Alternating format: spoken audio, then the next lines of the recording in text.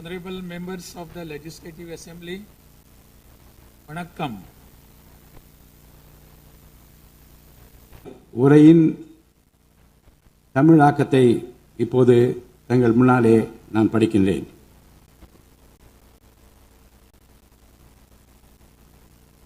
மாண்புமிகு சட்டமன்ற பேரவை உறுப்பினர்களே, வணக்கம். மக்களே நாட்டின் உண்மையான எஜமானர்கள் என்றார் பேரறிஞர் அண்ணா. அண்மையில் நடந்து முடிந்த தமிழ்நாடு சட்டமன்ற தேர்தலில் தமிழ்நாட்டின் எஜமானர்களால் தேர்ந்தெடுக்கப்பட்டு 17வது தமிழ்நாடு சட்டமன்ற பேரவையின் முதல் கூட்டத்தொடரில் இங்கே அமர்ந்திருக்கும் சட்டமன்ற உறுப்பினர்களுக்கு எனது நல்வாழ்த்துக்களை முதற்கண் தெரிவித்துக் கொள்கிறேன். ஜனநாயகத்தின் இதயமாகவும் மூளையாகவும் திகழ்கின்ற வரலாற்று சிறப்புமிக்க இந்த மாமன்றத்தின் உறுப்பினர்களாகிய தாங்கள் அனைவருக்கும் மக்களுக்கு தேவையானவற்றை விவாதித்து அதற்கு ஏற்ப சட்டங்களை இயற்றி மக்கள் நலனை காப்பீர்கள் என்று நான் உறுதியாக நம்புகிறேன். சமத்துவம், சுதந்திரம் மற்றும் சகோதரத்துவம் ஆகிய மூன்றும் ஒன்றிணைந்ததே உண்மையான ஜனநாயகம் என்றார் அண்ணல் டாக்டர் அம்பேத்கர் அவர்கள். அத்தகைய ஜனநாயகம் மலர வேண்டுமென்றால் பகுத்தறிவு பகலவன் தந்தை பெரியார், பெருந்தலைவர் காமராஜர், சட்டமேதை அண்ணல் அம்பேத்கர், வீரமங்கை ராணி வேலு நாச்சியார், மக்கள் சேவகர் அஞ்சரை அம்மாள் ஆகியோரை கொள்கை தலைவர்களாக கொண்டுள்ள சாதி, மதம், மொழி, இனம், பணம் ஆகியவற்றுக்கு அப்பாற்பட்டு செயல்படும் தமிழக வெற்றி கழகத்தின் தலைவர் மாண்புமிகு தமிழ்நாடு முதலமைச்சர் திரு ச.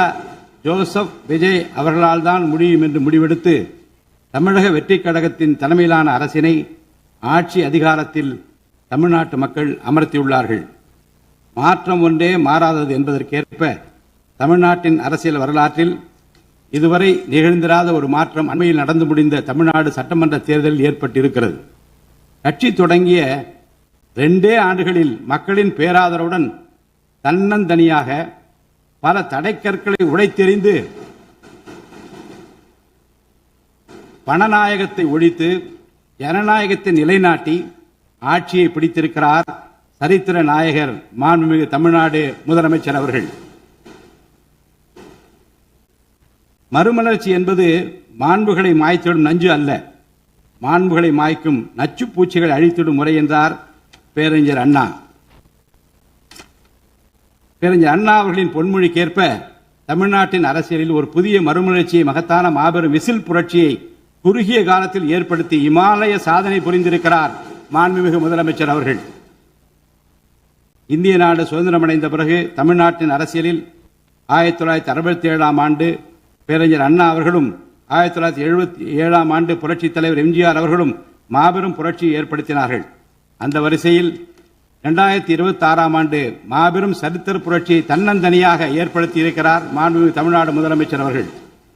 மாநில உரிமை, பெண்கள் நலன் மற்றும் பாதுகாப்பு, சமூக நீதி, சம வாய்ப்பு, மாற்றுத்திறனாளிகள், விவசாயிகள், மீனவர்கள், நெசவாளர்கள், தொழிலாளர்கள், திருநர் மற்றும் சிறுபான்மையினர் ஆகியோரின் நலன், கல்வி, மருத்துவம் மற்றும் சுகாதாரம், உரிய பிரதிநிதித்துவம் என அனைவரையும் உள்ளடக்கிய ஆட்சி என்ற கொள்கையை அடிப்படையாக கொண்டு சட்டங்களை இயற்றும் அரசாக, திட்டங்களை தீட்டும் அரசாக, 7.5 கோடி தமிழ்நாட்டு மக்களுக்கான அரசாக இந்த அரசு விளங்கும்.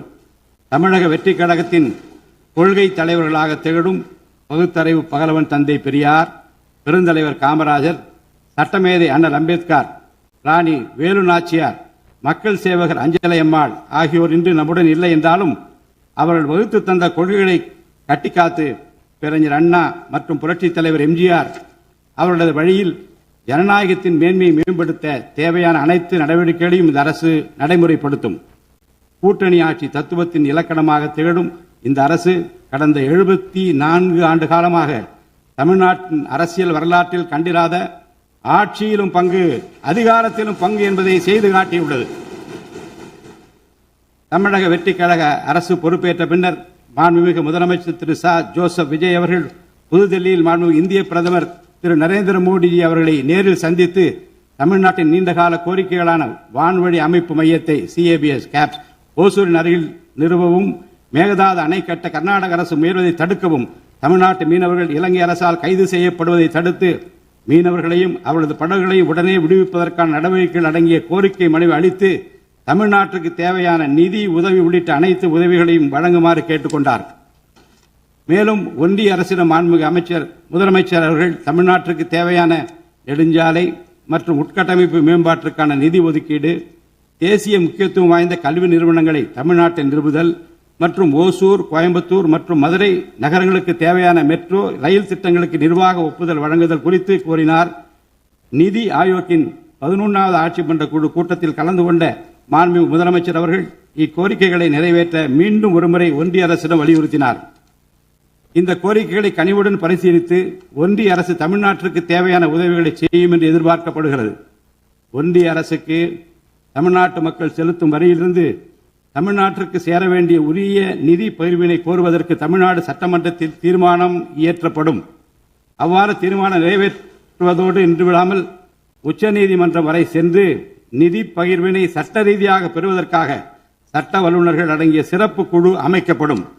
தமிழ்நாட்டிற்கு வரவேண்டிய ஒவ்வொரு ரூபாய் வருவாயும் முறையாக ஆவணப்படுத்தப்பட்டு தமிழ்நாட்டிற்கான நிதி பகிர்வில் ஒன்றிய அரசின் பாரபட்சமான அணுகுமுறை அறிக்கையாக வெளியிடப்படும். மேலும் தமிழ்நாட்டிற்குரிய நியாயமான நிதி பகிர்வை ஒன்றிய அரசிடமிருந்து பெறுவது உறுதி செய்யப்படும். தமிழ்நாட்டின் நலனை பாதுகாப்பதற்கும் மாநில உரிமைகளுக்காக போராடுவதற்கும் மாநிலங்களுக்கு தேவையான நலத்திட்டங்களை நிறைவேற்றுவதற்கும் புதிய கட்டமைப்புகளை உருவாக்குவதற்கும் ஒன்றிய அரசை தொடர்ந்து வலியுறுத்தி பெரும் முனைப்புடன் இந்த அரசு செயல்படும். கடந்த சில ஆண்டுகளில் தமிழ்நாட்டின் நிதி நிலைமை மிக மோசமான சீர்கேட்டை சந்தித்துள்ளது. மாண்புமிகு முதலமைச்சர் அவர்கள் பதவியேற்ற பிறகு ஆற்றிய தனது முதல் உரையில் உறுதியளித்தபடி கடந்த கால அரசின் தவறான நிதி நிர்வாகத்தின் மறைக்கப்பட்ட உண்மை நிலையை வெளிக்கொணரும் வகையில் தமிழ்நாட்டின் நிதி நிலை குறித்த வெள்ளை அறிக்கையை இந்த அரசு வெளியிட்டுள்ளது. கடந்த 5 ஆண்டுகளில் மட்டும் கடனின் அளவு ஏறத்தாழ 2 மடங்காக உயர்ந்தது. 10 லட்சம் கோடி ரூபாய் என்ற அளவை எட்டியுள்ளது. இது தற்போது மாநில மொத்த உள்நாட்டு உற்பத்தி மதிப்பில் ஜிஎஸ்டிபி 28.3% உள்ளது. இதன் காரணமாக தமிழ்நாட்டில் வாழும் ஒவ்வொரு தனி நபர் மீதும் 1 லட்சம் ரூபாய்க்கும் அதிகமான கடன் சுமை உள்ளது.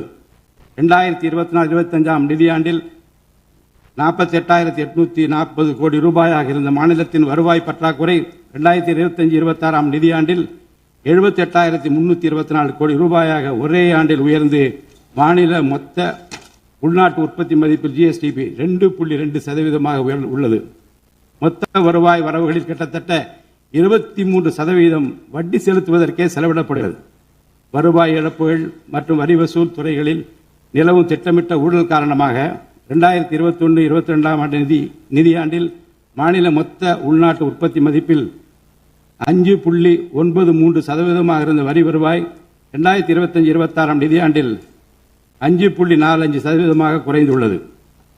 அரசுக்கு நியாயமாக சேர வேண்டிய திசை மாறி சென்ற வருவாயை முறையாக அரசின் கருவூலத்திற்கு கொண்டு வர இந்த அரசு ஏற்கனவே ஒருங்கிணைந்த நடவடிக்கைகளை தொடங்கியுள்ளது. இதுவரை தடமாறி சென்ற வருவாயை அரசின் கணக்கிற்கு கொண்டு வரும் பொருட்டு மதுபான உற்பத்தியாளருக்கான கூடுதல் சிறப்பு கட்டணத்தை பிரிவிலேஜ் ஃபீ இந்த அரசு அண்மையில் விதித்துள்ளது. இதன் மூலம் அரசின் கருவூல கணக்கில் வரவு வராத வருவாய்கள் அனைத்தும் முழுமையாக முறைப்படுத்தப்படும். அரசின் அதிகாரப்பூர்வ கருவூல வருவாயாக நேரடியாக மாற்ற நடவடிக்கைகள் எடுக்கப்பட்டும் அரசிற்கு ஓர் ஆண்டிற்கு 1000 கோடி ரூபாய் வரை வரவு எதிர்பார்க்கப்படுகிறது. வருவாய் வரவுகளில் ஏற்படும் அனைத்து இழப்புகளையும் அதேபோல் அரசு பணிகள் மற்றும் இதர அரசு செலவினங்களில் ஏற்படும் இழப்புகளையும் தடுத்து நிதி நிலையை மீண்டும் சீரான பாதைக்கு கொண்டு வர இந்த அரசு அனைத்து நடவடிக்கைகளையும் மேற்கொண்டு வருகிறது. இதன் மூலம் தமிழ்நாட்டு மக்களுக்கு அளித்த வாக்குறுதிகளை இந்த அரசு முழுமையாக நிறைவேற்றும். மிகவும் சவாலான நிதி நெருக்கடியினை தமிழ்நாடு அரசு சந்தித்து வரும் வேளையிலும் மக்களுக்கு அளித்த வாக்குறுதிகளை நிறைவேற்றும் முனைப்புடன் இந்த அரசு ஆட்சி பொறுப்பேற்றவுடன் மாண்புமிகு முதலமைச்சர் அவர்கள் முதல் 3 உத்தரவுகளாக நுகர்வோரின் மின் கட்டணத்தினை குறைத்திடும் விதமாக அரசிற்கு ஏற்படக்கூடிய 1730 கோடி ரூபாய் செலவில் 2 மாதங்களுக்கு 500 யூனிட் வரை பயன்படுத்தும் வீடுகளுக்கு 200 யூனிட் இலவச மின்சாரம் வழங்கவும், மாநிலத்தின் அனைத்து மாவட்டங்களிலும் போதைப்பொருள் தடுப்பு சிறப்பு படையினை உருவாக்கவும் மற்றும் பெண்கள் மற்றும் குழந்தைகளின் பாதுகாப்பிற்காக சிங்கப்பெண் சிறப்பு அதிரடி படையினை ஏற்படுத்தவும் ஆணையிட்டுள்ளார். பொது அமைதியை பேணி காப்பது, சட்டத்தின் ஆட்சியை நிலைநிறுத்துவது மற்றும் பெண்களுக்கு எதிரான குற்றங்களை இரும்பு கரம் கொண்டு ஒடுக்கி மகளிர் மற்றும் குழந்தைகளை பாதுகாப்பான சூழ்நிலை உருவாக்குவது இந்த அரசின் முதன்மையான லட்சியமாகும். பெண்களுக்கு எதிரான பாலியல் வன்கொடுமை மற்றும் சமூக விரோத செயல்களில் ஈடுபடுவோர் மீது இந்த அரசு மிக கடுமையான, கண்டிப்பான, விரைவான நடவடிக்கைகளை எடுத்து உரிய சட்ட பிரிவுகளின் கீழ் அதிகபட்ச தண்டனை பெற்றுத்தரும்.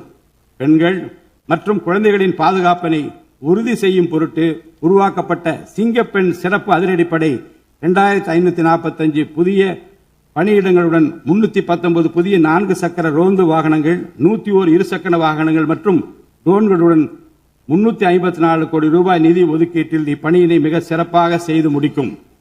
கடந்த சில ஆண்டுகளாக தமிழ்நாட்டில் போதைப்பொருள் கலாச்சாரம் வேரூன்றியுள்ளது. இதனை கட்டுப்படுத்த முந்தைய அரசு ஆக்கப்பூர்வமான நடவடிக்கைகள் எதையும் எடுக்கவில்லை.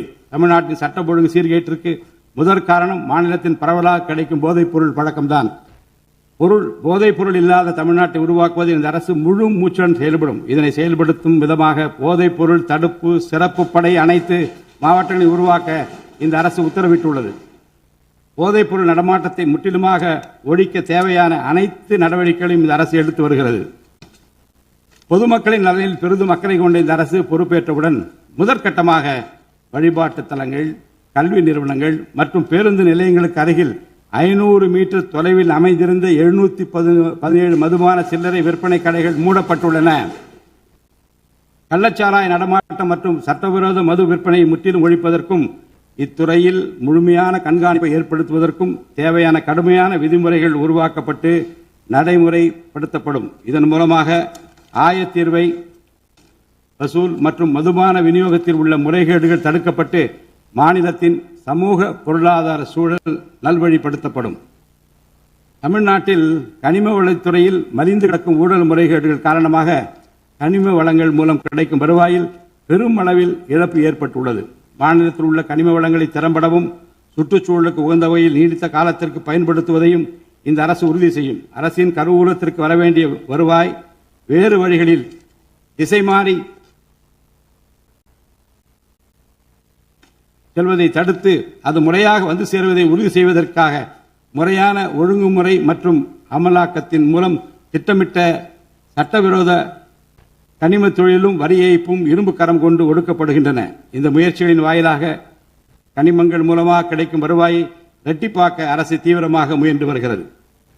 இந்த அரசு பொறுப்பேற்றவுடன் தமிழ்நாட்டில் உள்ள ஏரிகள் மற்றும் குளங்களில் படிந்துள்ள வண்டல் மண்ணை விவசாய பெருமக்கள், மட்பாண்ட தொழிலாளர்கள் மற்றும் தனிநபர்களின் வீட்டு உபயோகங்களுக்கு விலையில்லாமல் வழங்குவதற்கு அனுமதி அளிக்கப்பட்டுள்ளது. இதன் மூலம் நீர்நிலைகளின் கொள்ளளவு அதிகரிப்பதற்கு வழிவகை ஏற்படுவதுடன் மழைநீர் மற்றும் நிலத்தடி நீர் சேமிப்பிற்கும் உதவிகரமாக இருக்கும். இத்திட்டமானது மண் வளத்தை மேம்படுத்தி அதன் மூலம் வேளாண் உற்பத்தி திறனையும் அதிகரிக்கும். இத்திட்டத்தின் கீழ் தற்போது வரை 18,274 ஏரிகள் மற்றும் குளங்கள் அறிவிக்கை செய்யப்பட்டுள்ளன. வேளாண் பெருமக்களுக்கு உதவும் வகையில் கூட்டுறவு சங்கங்களின் மூலம் 75,000 ரூபாய் வரை பயிர்க்கடன் பெற்ற விவசாயிகளுக்கு 100% முழுமையாக பயிர்க்கடன் தள்ளுபடி செய்தும் மற்ற விவசாயிகளுக்கு 35,000 ரூபாய் பயிர்க்கடன் தள்ளுபடி செய்தும் மாண்புமிகு தமிழ்நாடு முதலமைச்சர் உத்தரவிட்டுள்ளார். இதன் மூலம் 14.43 லட்சம் விவசாயிகள் பயனடைவர். இதனால் சுமார் 6,000 கோடி ரூபாய் அரசிற்கு கூடுதல் செலவினம் ஏற்படும். வேளாண் துறையை மறுமலர்ச்சி அடைய செய்வதும் வேளாண் பெருமக்களின் வாழ்வாதாரத்தை மேம்படுத்துவதுமே இந்த அரசின் முதன்மையாக கொள்கையாகும்.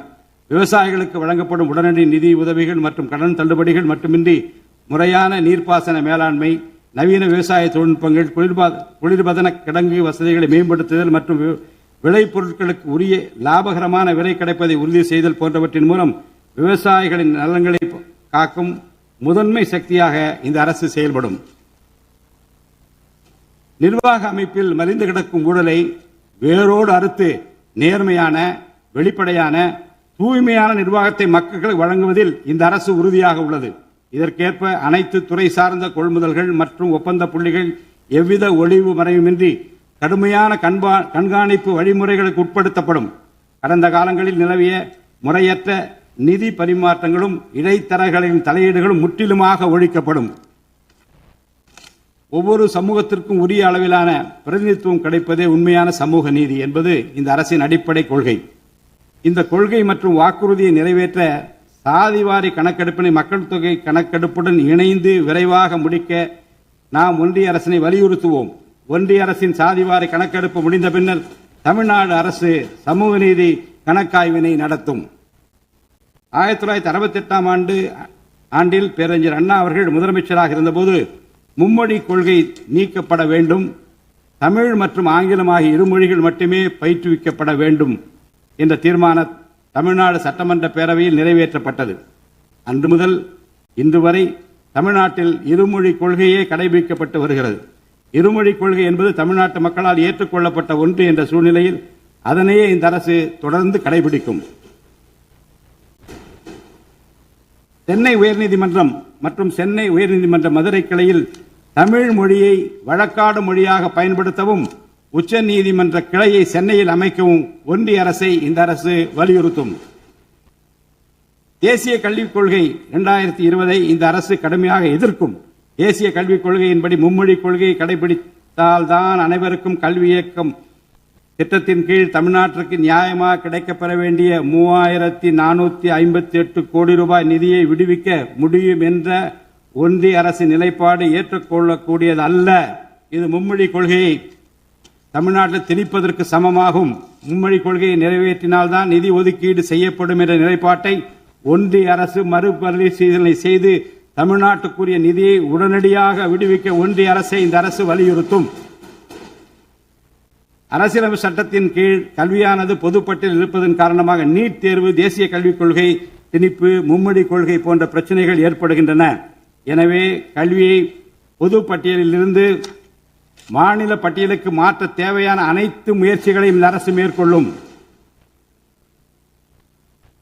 உண்மையான கல்வி சீர்திருத்தம் என்பது கல்வி நிறுவனங்களின் தரத்தையும் அதன் கற்பித்தல் திறனையும் உயர்த்துவதிலே அடங்கியுள்ளது.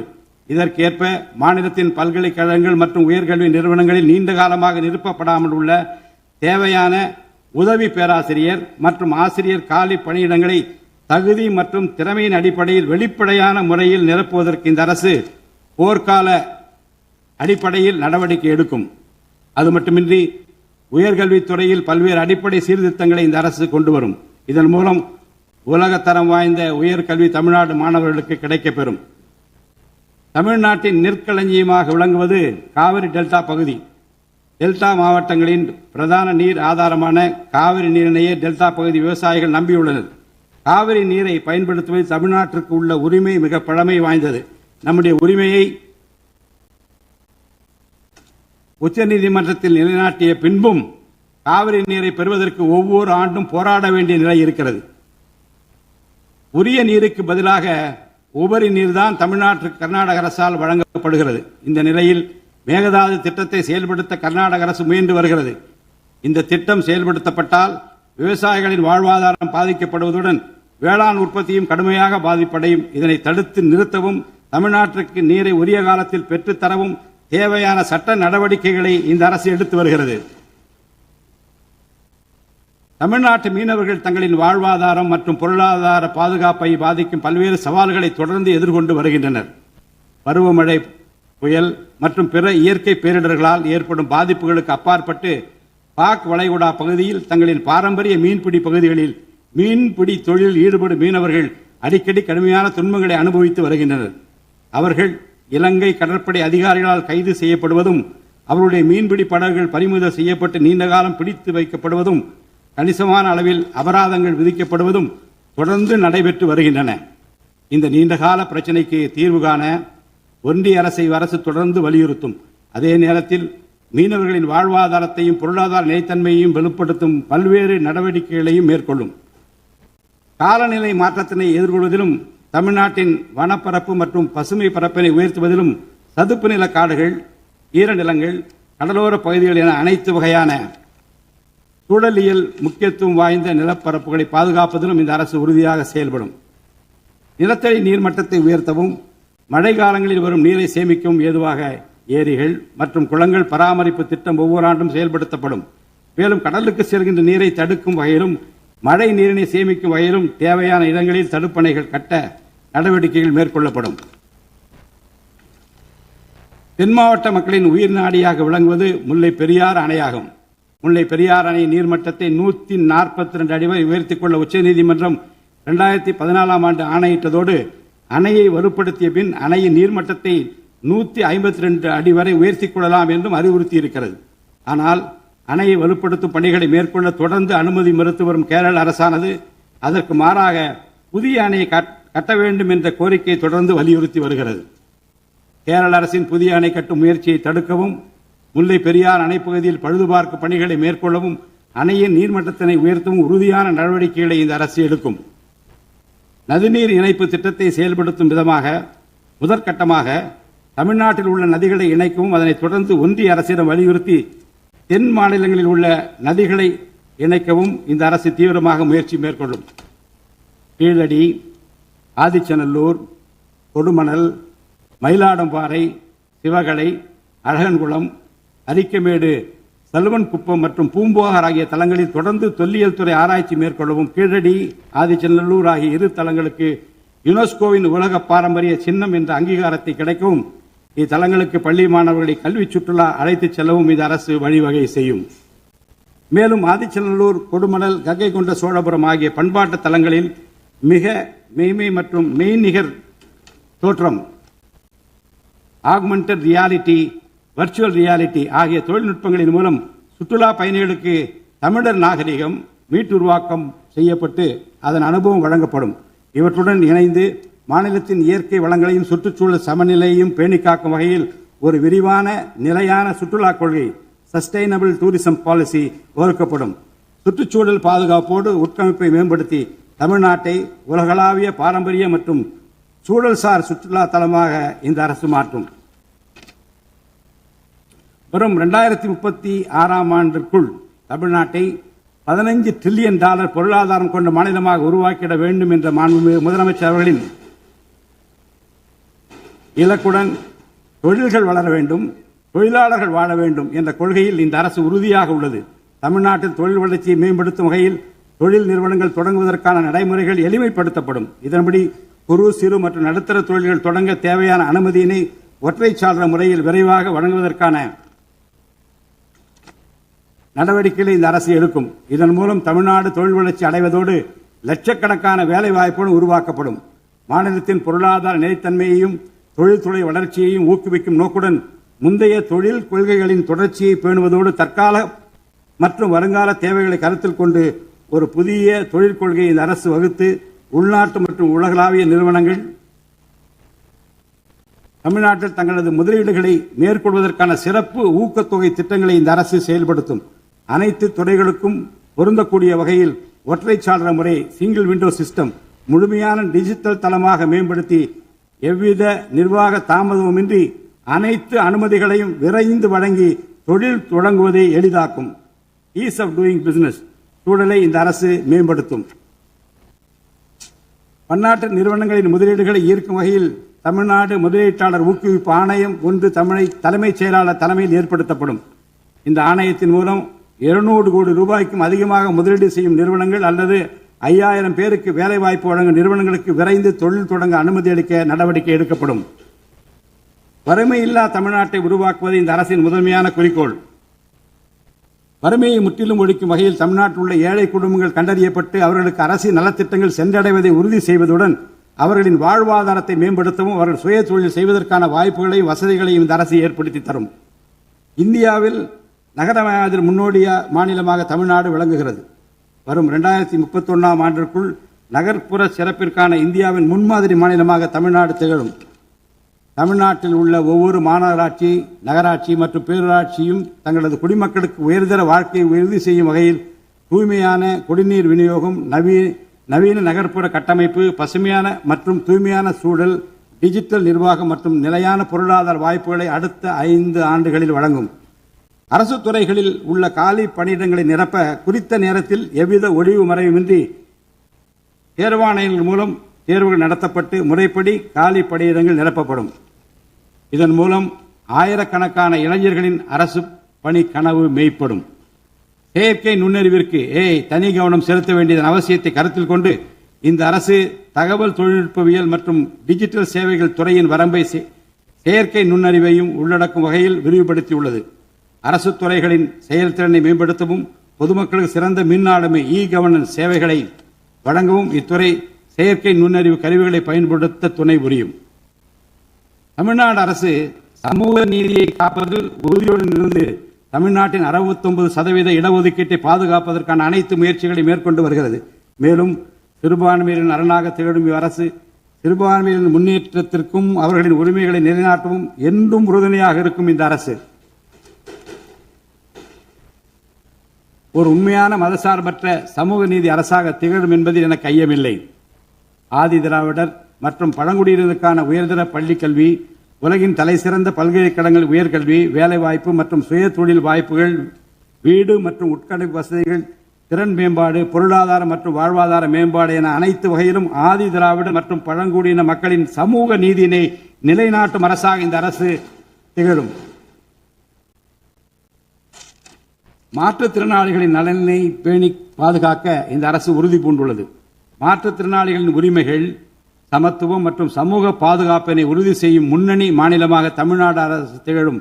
டிஜிட்டல் மற்றும் உட்கட்டமைப்பில் மாற்றுத்திறனாளிகளுக்கு சமமான அணுகல் வசதி ஏற்படுத்தி கொடுப்பது மட்டுமல்லாமல் சமூகத்தில் அவர்களின் முன்னேற்றத்திற்கு சிறப்பு கவனம் அளிக்கப்படும். மாற்றுத்திறனாளிக்கான 4% இடஒதுக்கீட்டை முறையாக நடைமுறைப்படுத்தவும் இந்த அரசு நடவடிக்கை எடுக்கும். எதிர்கால ஒலிம்பிக் வெற்றியாளர்களை உருவாக்கவும் தமிழ்நாட்டை இந்தியாவின் முன்னணி விளையாட்டு ஆற்றல் மையமாக நிலைநிறுத்துவதையும் நோக்கமாக கொண்டு ஒலிம்பிக் உயர் திறன் மையங்கள் ஒலிம்பிக் சென்டர்ஸ் ஆஃப் எக்ஸலன்ஸ் அமைக்க இந்த அரசால் நடவடிக்கை மேற்கொள்ளப்படும். இம்மையங்கள் உலக தரத்திலான பயிற்சி, உட்கட்டமைப்பு, உயர்தர பயிற்சி, நவீன விளையாட்டு, அறிவியல் வசதிகள், செயல்திறன் பகுப்பாய்வு மற்றும் முழுமையான விளையாட்டு மேம்பாட்டு சேவைகள் வழங்கும். திருநர் கண்ணியத்துடன் வாழ வழி செய்யும் விதமாக அவர்களுக்கு திறன் மேம்பாட்டு பயிற்சி வழங்கவும், சுய உதவி குழுக்கள் அமைத்திடவும், வாழ்வாதார வாய்ப்புகள் மற்றும் வேலைவாய்ப்பு பெற்றிட துணை புரிந்தும் வீட்டு வசதிகளை உருவாக்கிடவும் இந்த அரசு உறுதுணையாக இருக்கும். நமது வரலாற்று சிறப்புமிக்க ஆன்மீக கோயில்களின் நிர்வாகத்தை மேம்படுத்தும் வகையில் இந்து சமய அறநிலையத்துறையில் கட்டமைப்பு சீர்திருத்தங்களை இந்த அரசு மேற்கொள்ளும். கோயில் சொத்துக்கள், நிலங்கள் மற்றும் அறக்கட்டளை வருவாய்கள் அனைத்தையும் முழுமையாக தணிக்கை ஆடிட் செய்வதற்கும் கணக்குகளை வெளிப்படையாகவும் கணினிமயமாகவும் கொண்டு வருவதற்கும் நடவடிக்கை எடுக்கப்படும். முந்தைய காலங்களில் நிலவி வந்த நிர்வாக முறைகேடுகள் முற்றிலும் களையப்பட்டு கோயில்களில் அசையும் மற்றும் அசையா சொத்துக்கள் அனைத்தும் அதன் புனிதமான நோக்கங்களுக்காக மட்டுமே பயன்படுத்தப்படும் இந்த அரசால் உறுதி செய்யப்படும். அரசின் நலத்திட்டங்களை மக்களிடம் எடுத்துச் செல்வதில் முக்கிய பங்கு வகிப்பவர்கள் அரசு ஊழியர்கள்.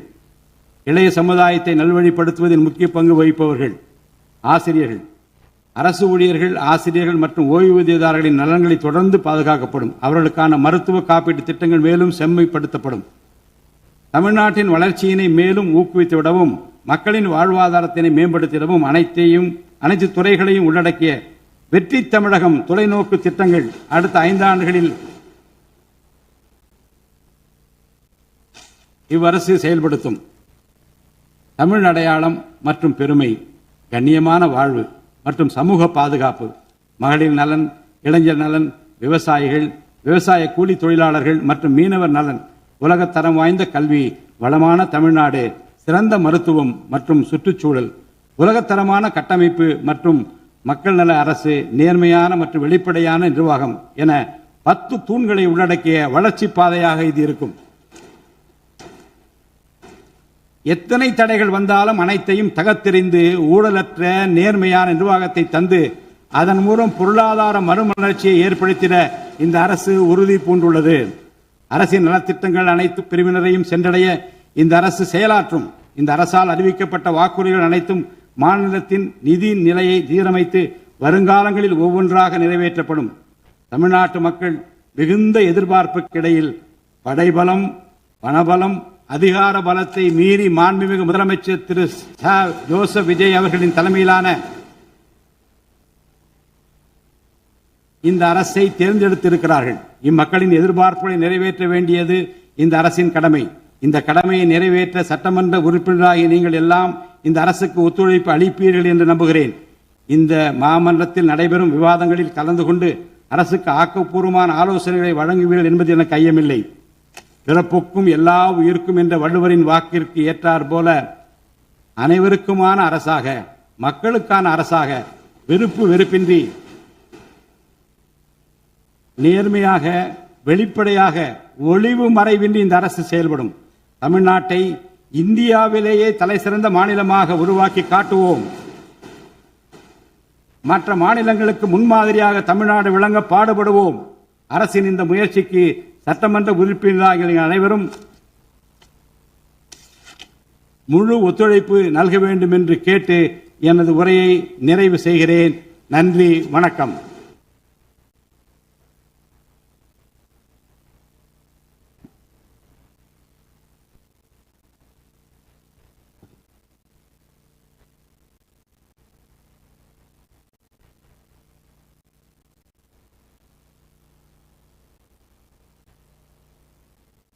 मन अधिनायक जय हे भारत वाक्य विधाता पंजाब सिंधु गुजरात मराठा द्राविड उत्कल बंगा विंध्य हिमाचल यमुना गंगा उच्चल जलति तरंगा तव शुभ नामे जाहे तव शुभ आशीष माहे गाहे तव जय गाथा जनगण मंगलदायक जय हे भारत वाक्य विधाता।